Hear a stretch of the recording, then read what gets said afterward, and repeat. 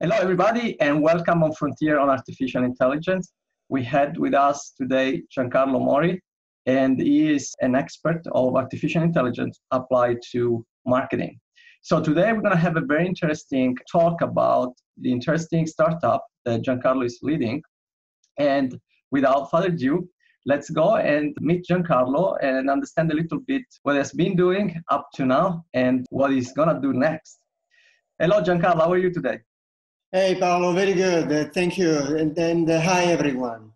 So, Giancarlo, let's play this little game. Suppose that we meet some kind of extraterrestrial life, and it's very difficult to communicate. So you have to kind of package the information in a very concise way. So how would you, summarize 3 bullets of your professional life so far to these extraterrestrial people?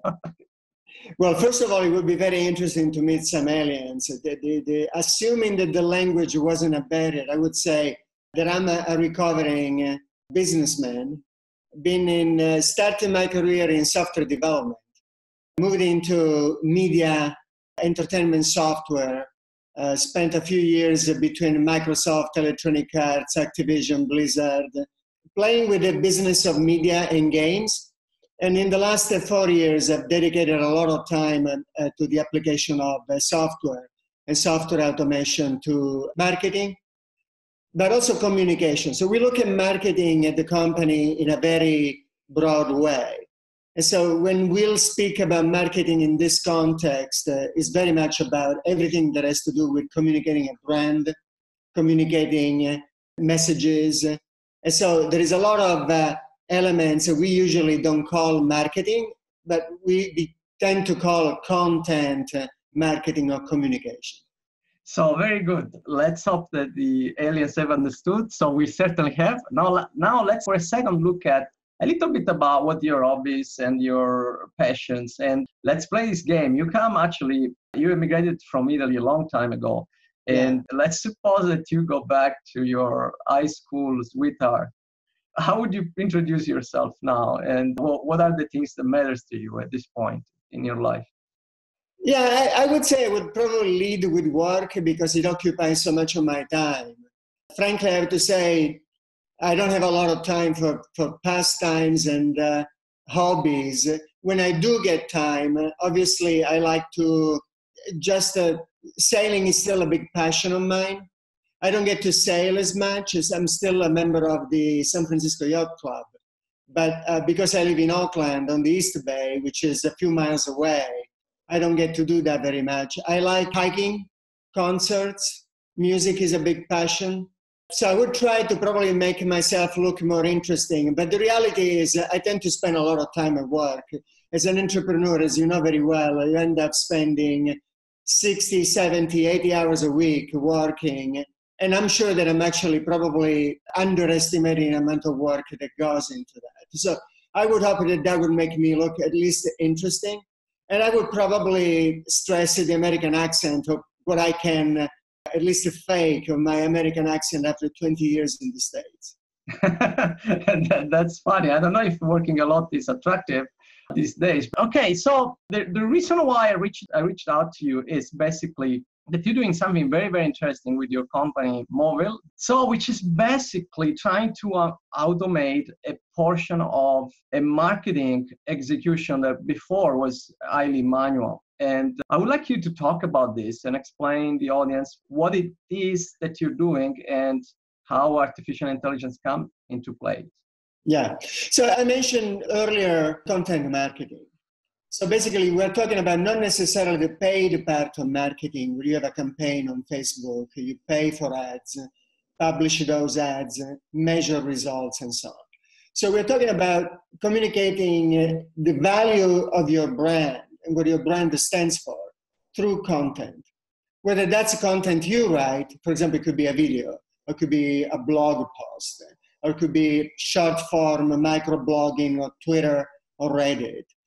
But the general rule is you repurpose a lot of content that aligns very well with your brand. So this could be, for example, something that great marketer that you like has published, or new data, or statistics. or anything that you think your audience will find interesting, or is content you created yourself. Either way, there is a lot of time that traditionally gets spent looking at articles online, do Google searches, looking at various magazines online, looking at content that is being posted on Facebook or Twitter or Reddit.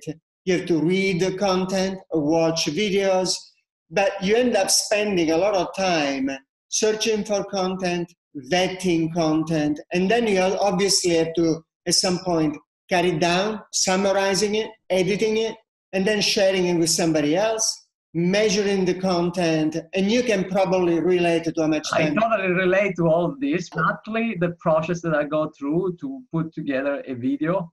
And so, for example, this one, although complex because it involves getting the consent of another person, it's even easier than when I had to do it all by myself. Because when I do by myself, I have to do exactly all these things, vetting all the content, find the content, vetting the content, summarize it, edit, make the video and edit it. So it's a lot of manual work that goes into one single video operation. So I can certainly relate that there is a need in the marketplace.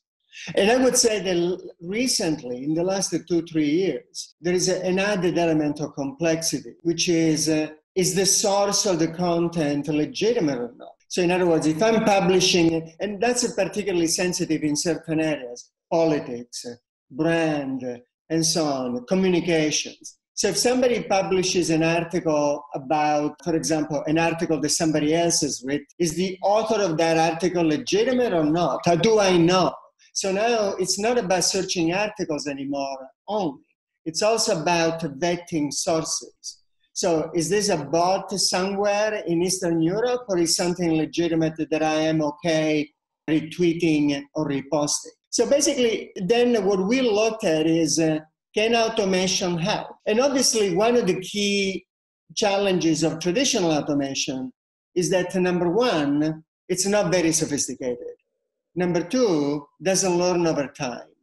And number three, it tends to repeat the same errors over and over again, and doing certain things like, for example, analyzing the topic of an article, summarizing it, potentially recognizing in a video whether there is any offensive content, looking at sources and vetting them, as I said, for legitimacy and so on. It can be very difficult. So we started looking at various forms of AI. So when we speak about AI in the context of what we do, there are very many techniques. It's not one technique that solves every single problem. It's very much a pipeline of individual techniques that we queue up. And at the end of the day, under the hood of our technology as a platform delivers a result. And so the platform right now, as it stands, is a SaaS platform. Users, from a business case point of view, pay for what we call a membership. And there is a reason for that we can touch on later on. It's a fixed amount. They pay every month. They have access to all the tools that they have. And they go through the same type of pipeline that I discussed. But the difference is that now most of the steps that they take are automated. So the tools basically find content for you. You tell the platform what you're interested in. Are you interested in marketing? Are you interested in technology? Are you interested in business? Are you interested in religion? So there is a set of general topics.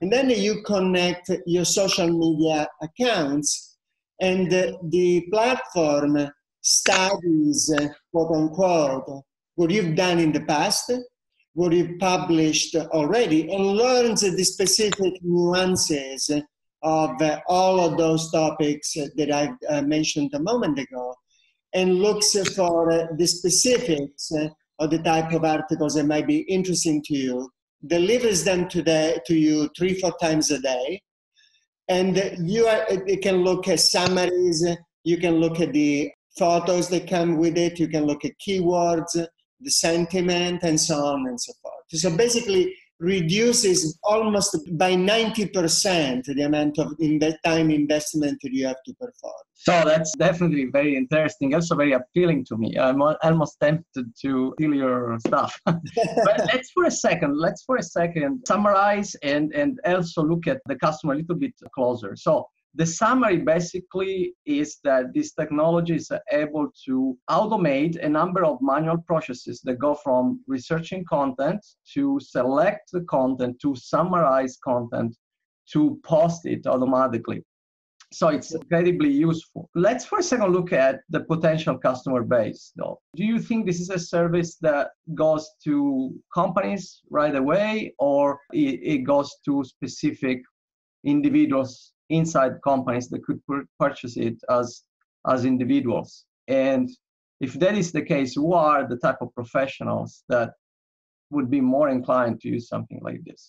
So we've been working with starting very early with a number, we're talking about 50 to 100 customers that have helped us in a way shape the platform and understand how they would use the set of tools.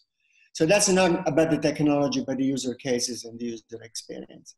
And one of the things we found out, it really seems that it appeals to consumers that are relatively sophisticated.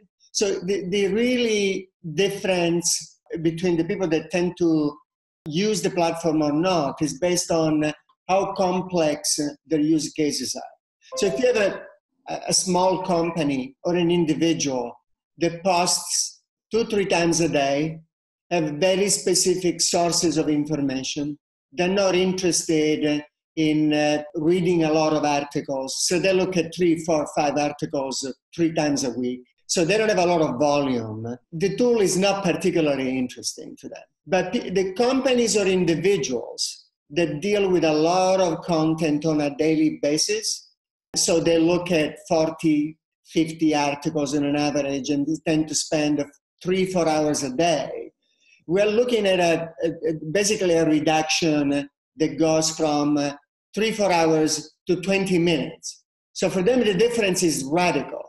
So it doesn't make a huge difference on the type of users.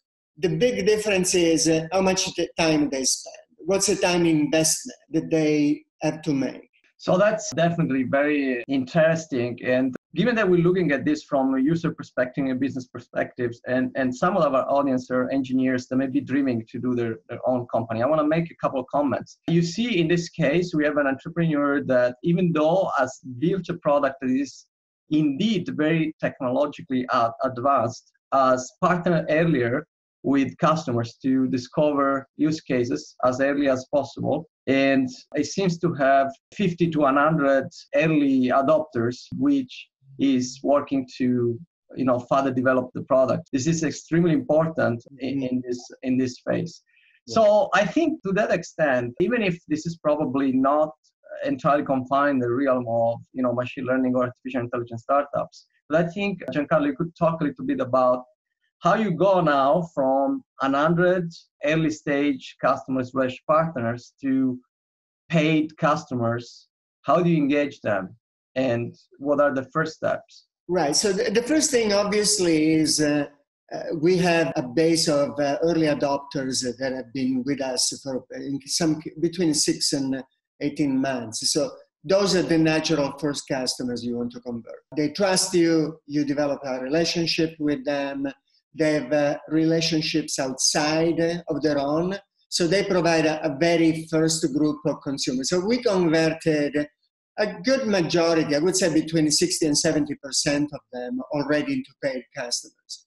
So obviously the attitude we've taken, the approach we've taken is very much one based on evangelism rather than mass market. And the reason is twofold. First of all, a lot of consumers have a very vague idea of what AI automation is. So there is a little bit of process of education that goes with it. So it's not entirely about convincing consumer that your product is better than the competition's.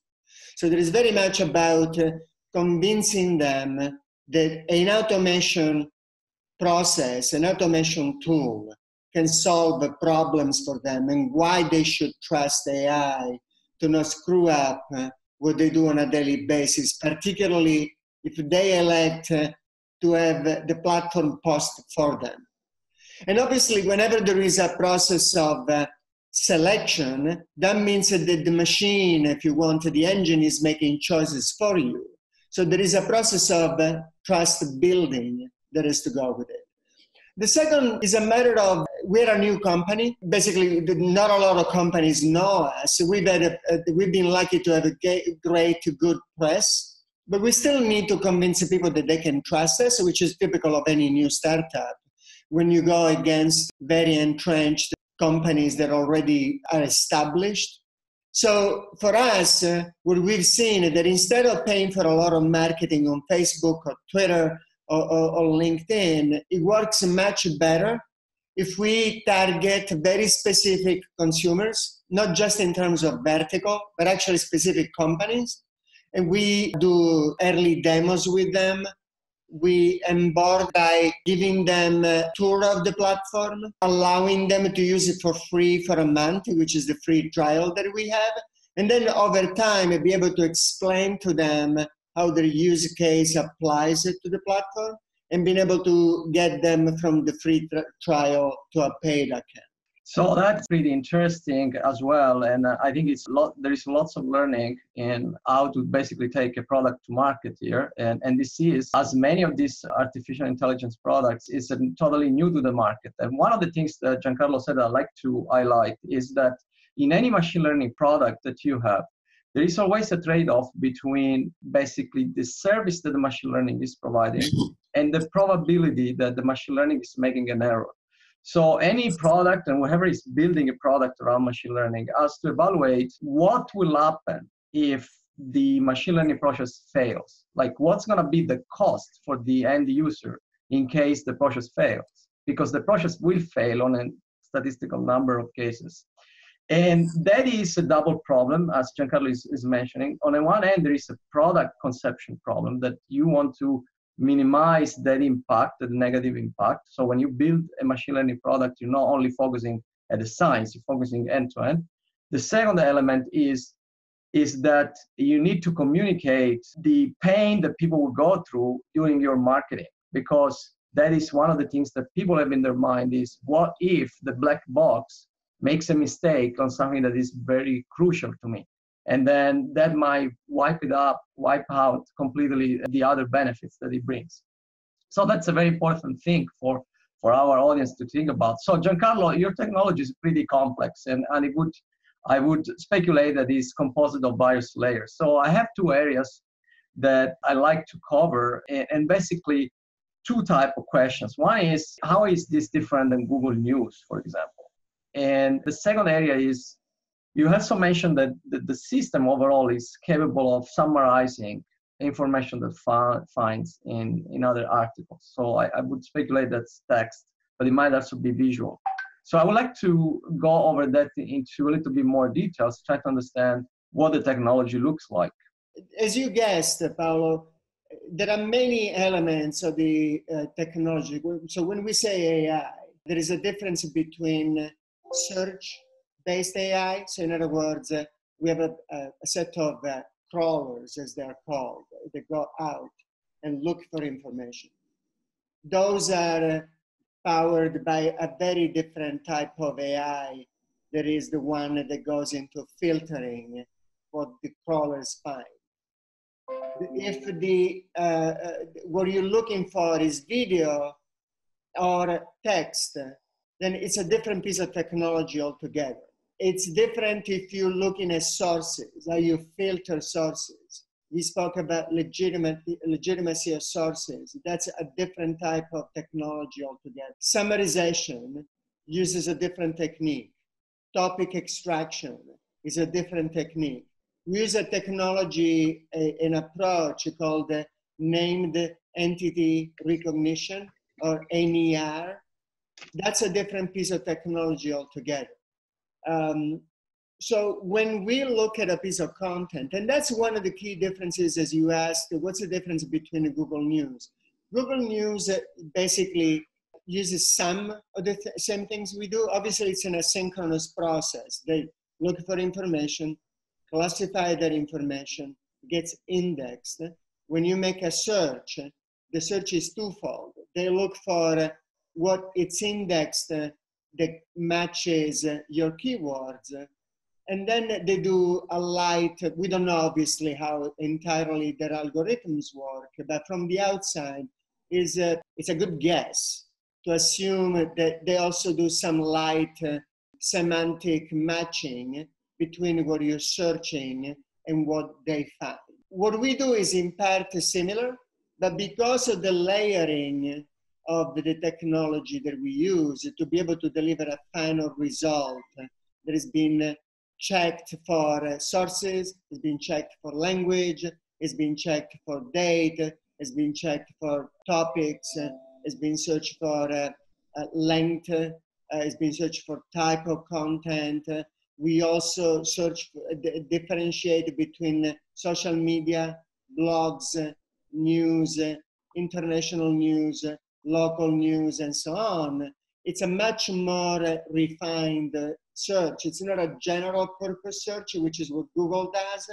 It's very much tailored to deliver a result that is in line with what you're looking for and uses different type of techniques, whether it's a blog, a piece of news, or social media.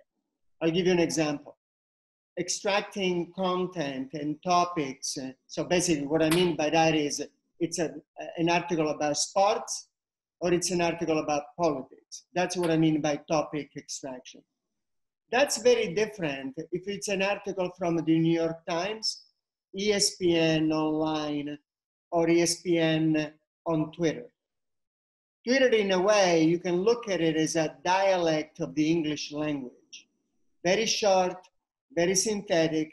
It contains a lot of symbols that you cannot remove.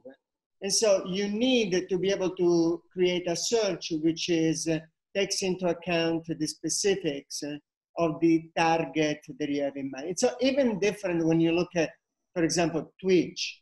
Very specialized in games. There is a lot of jargon. Same for Reddit and so on. So we don't have a one solution. We have a multiple solutions. So we can say it's topic extraction, but each different target has a different nuance or search that is specific to that source. So two things. On the mechanics, this specialization is something that comes mostly in the realm of natural language processing, or it does also have to do with the images? It's a combination of both. Most of the content that we deal with is textual content. If you think of it, as much as there are a lot of images on the internet, a lot of the things that people relate to and share is still textual.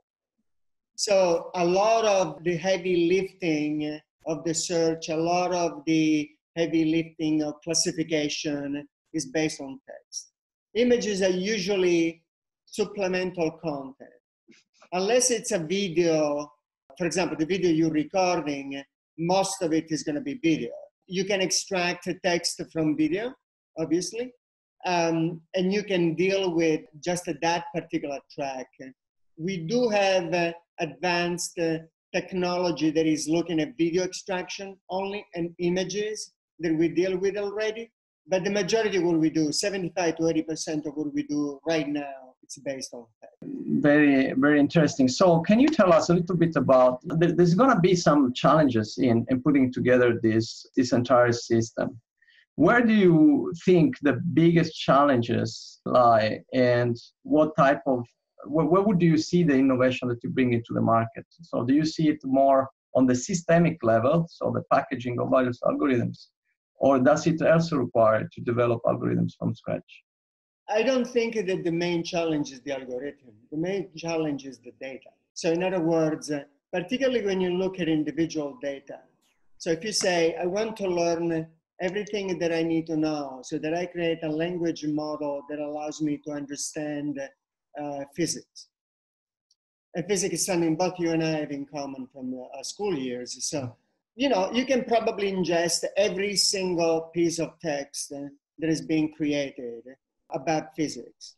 So you can go into quantum physics, you can go to material physics, you can go to any type of astrophysics, and there is so much content that basically you're going to have hundreds of thousands of articles that have been written and probably millions of terabytes of information. So it's not very difficult to do.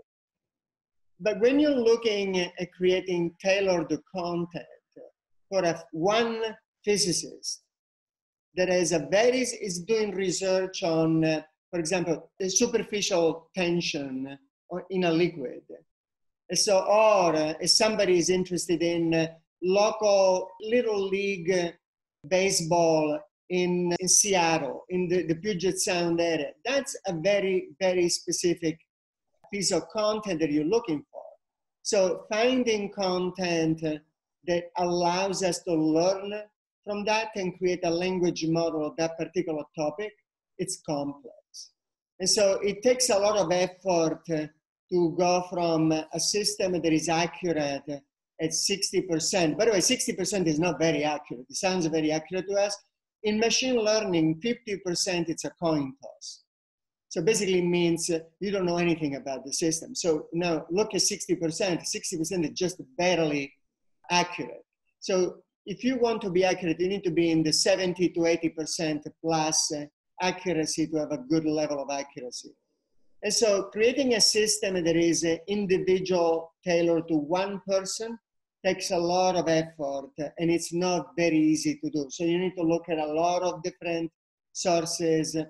You need to continue to test your accuracy, your recall, so that you're able to look how you're improving. So it's not a snapshot in time of your accuracy, but what is the best algorithm and the best way to look at data acquisition and data processing that allows you to improve that accuracy over time.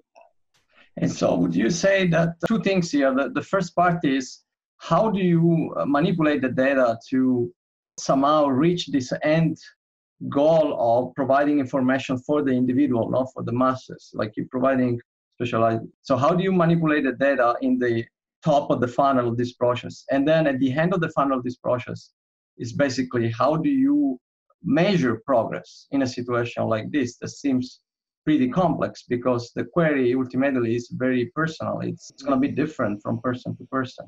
So I can share a lot of it. The problem is that then I would have to kill you and everybody else listening to this podcast.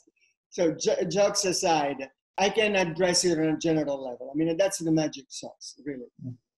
It took us 2 years to get to a point where we feel comfortable that we have a tool that is sophisticated and accurate enough. But I would say the way to look at it is it goes from a very general level to a more and more specific. So you start, as I said, for example, baseball coach in the Puget Sound area. You want to look first at baseball.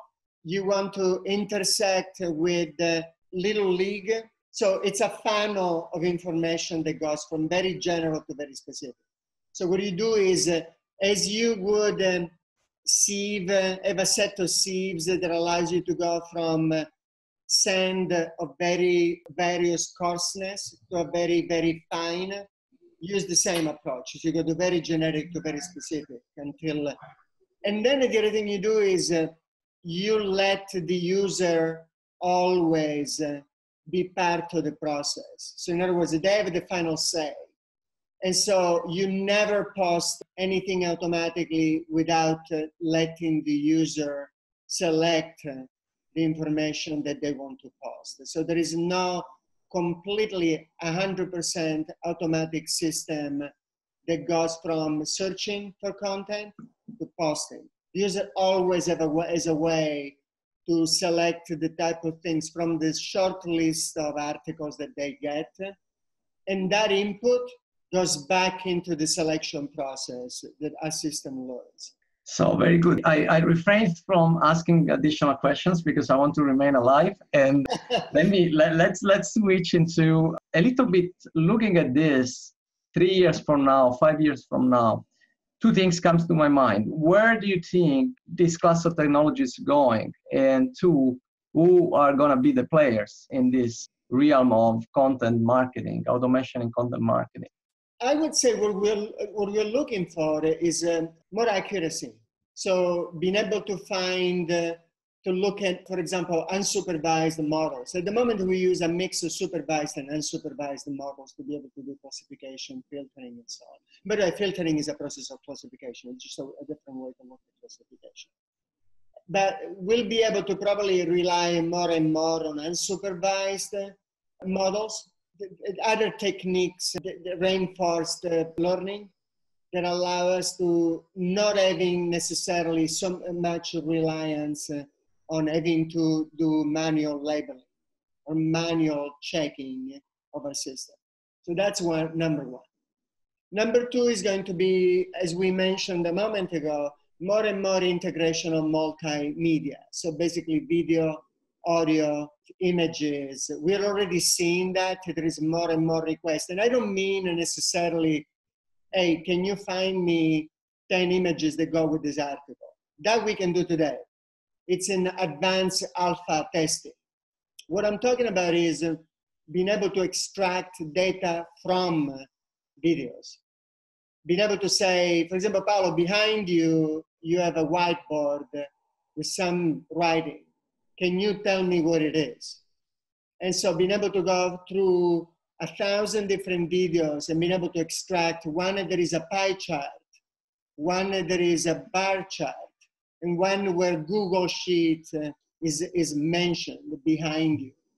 Yeah, by the way, that's what my previous startup was doing. We have a product in the market called SnapCharts, and we digitize the charts, understand them, and transform into, we actually went all the way, not only to understand what is inside, but also to transform it. Like you have a bar chart, you transform it in a pie chart, and you post it on social media right away. Nice. So the completely repurposing. So we don't do it in the same way. What we do is, for example, some of the things we do is give me all the videos in this batch, in this archive that has vehicles, and tell me what vehicles they are. And so that I can match my campaign with only the videos that contains vehicles that are SUVs. That's the type of things that we do. Or videos that are safe for work. Or where there is, for example, only people or only animals and so on.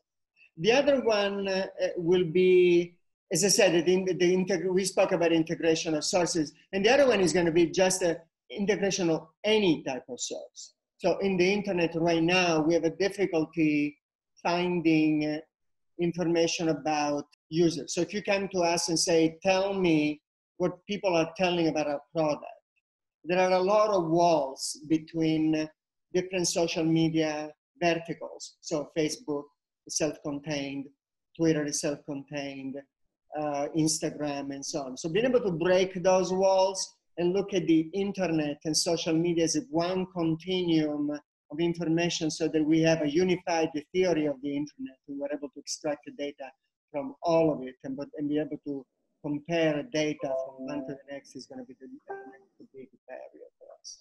So that's definitely very intriguing for the future. Do you really believe this is something that marketers look forward, or it's something that marketers get scared of? Well, you know, we don't look at our clients as marketers only. What I mean is the traditional marketer. There are a lot of companies that are interested in our technology that are not classic marketers. For example, we have book writers, we have PR companies. So anybody, that's the reason why I'm saying content marketing is much more about communication and brand than it's about traditional paid marketing. So in that sense, we found that a lot of marketers are interested in technology because it allows them to free up a lot of time to do the things that are really creative. So I was looking at an article, actually listening to a TED talk by Rory Sutherland, who's a very famous British marketer at Ogilvy in the UK. He's a very, very funny guy and very, very smart guy. One of the things he keeps saying is that marketing is still about communication. It's about breaking the mold and looking how your message comes across. Now, if you spend 6 hours a day, God forbid, or even 2 hours a day doing that, there is not a lot of creative work that you're going to do. So our bet is that we're not going to replace marketers. What we're going to do is give them a tool that allows them to be able to free up a lot of time to do the fun stuff, the creative stuff. 50 to 100 years ago, maybe not 100, but 75 years ago, air traffic control was very much standing on a tower with a binoculars and looking at the horizon, trying to catch the planes coming in. Now you have radars. We consider our tool to be the radar for the communicators and the marketers. They don't want to spend 10 hours, 20, 30 hours a week just leafing through content and getting bored out of their mind, but they want to go back to creativity. So that's the crust type of customer we are looking for. And I think there are a lot of them that will be very excited about having a tool that allows them to free up that much time. So Giancarlo, I pretty much share your view, and I am big fans of machine learning. Don't believe much in the fear around it. However, the question was due because a lot of people believe in that, and one of the topics is most discussed nowadays when people talk about this new form of automation, the disruption in the job markets and so on and so forth. But as we move towards the end of this very interesting interview, I like to take you a little bit out of your field of expertise, which seems to lie, at least at this stage, around language processing, crawling, search, and this technology in the marketing. Is there another area of machine learning that is particularly interesting to you, and which one it is, and why it is interesting to you? And anywhere you don't work in.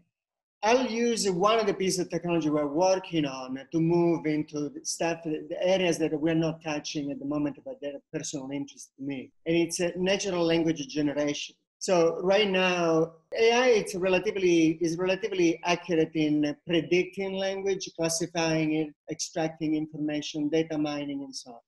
It's still very behind the curve in terms of being able to write text and context that is relatively free form. You can possibly generate a report from numbers based on templates, but there is really not a lot of free form writing. So you can go to a piece of AI and say, can you please write an article that is 500 characters, 500 words that talks about AI startups in New York City? You can't get that. Even if you end up with something written down, any 5-year-old will probably have a laughter and say, who wrote this? It's very rudimentary, it's very funny, sometimes in a nerdy way. So that's very interesting to me. But that is a stepstone towards what really is interesting to me, which is the creative part of AI. So being able to generate content, be able to synthesize content from assets. So that's extremely interesting. For example, I have a past in games, which is AI is one of the early adopters of AI. I'm talking about 10, 15 years ago, we were talking about sports games AI. It was still mostly decision trees, but it was relatively advanced. So that's all you could do in real time. Now imagine that you're able to process decisions in real time in a very complex way. And what's even more interesting, generate landscapes or generate walls based on AI.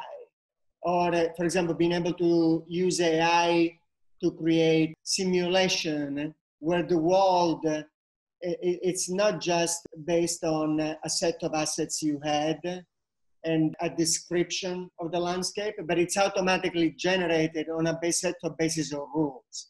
So you want to say, I want this landscape to be mountainous with a certain parameter. It generates on the fly. Or you want to have a Saharan desert, and it's generated on the fly based on sparse assets and sparse parameters. That's incredibly interesting. And the final one is just being able to assist individuals. For example, we have a lot of people with handicaps. It would be incredibly, not necessarily thinking about a robot, but a house that is coordinated and directed to assist a very specific individual, so that you have a way to assist them in the daily life and make their life easier, removing barriers in a smart way. I think that would be incredibly exciting. Oh, that's definitely something that I haven't heard a lot. It's actually the first time that I hear it. And now I'm connecting the dots. It's actually a very important application. There are some applications that are going right now in computer vision with the helping in part people to basically, read through gestures and touching. So the computer vision is being used to make the translation from the visual to the tactile. Yes. But I haven't taught and I haven't been exposed personally to potential application of machine learning to use to help people that have a handicap. So that's definitely, I would say, an area that definitely positive social impact. So with that said, Giancarlo, I think this was a very, very interesting interview topic, and also looks like your company is doing something that is really innovative. We here at Frontier in Artificial Intelligence, we really wish you all the best and forward to hear more from you. And we thank you. Thank you so much for being here. Thank you so much for your time, Paolo, and thanks everyone for listening.